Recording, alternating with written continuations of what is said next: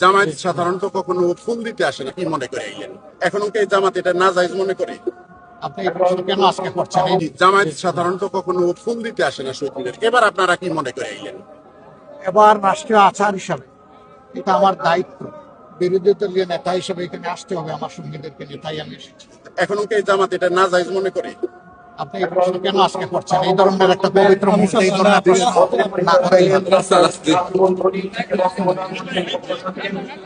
আমরা আসলে ভাষা শহীদদের আগেও 47-এও যারা শহীদ হয়েছেন তাদেরকে শ্রদ্ধার সাথে স্মরণ করি, 52 শহীদদেরকে স্মরণ করি, 71-এর শহীদদেরকে স্মরণ করি, 90-এর গণঅভ্যুত্থানের সময় যারা শহীদ হয়েছেন তাদেরকে স্মরণ করি, এরপরেও যারা ফেসিবাদের হাতে শহীদ হয়েছেন তাদেরকে স্মরণ করি। বিশেষ করে 15.5 বছর ফেসিস্ট আমলে যারা শহীদ হয়েছে তাদের সবাইকে আমরা শ্রদ্ধার সাথে স্মরণ করি এবং শেষ পর্যন্ত আমরা স্মরণ করি যারা জুলাই যোদ্ধা হিসেবে জাতির অধিকার প্রতিষ্ঠার জন্য লড়াই করে জীবন দিয়েছেন তাদের সবাইকে আমরা স্মরণ করি। শেষ পর্যন্ত আমাদের উসমান হাদিকে আমরা স্মরণ করি। কিন্তু আপনি যে প্রশ্ন করেছেন যে তারা যে কারণে লড়াই করেছিলেন সেই প্রত্যাশা কতটা পূরণ হয়েছে, না, সে প্রত্যাশা পূরণ হয়নি। সেই প্রত্যাশা পূরণের জন্যই আমাদের লড়াই, আমাদের অঙ্গীকার।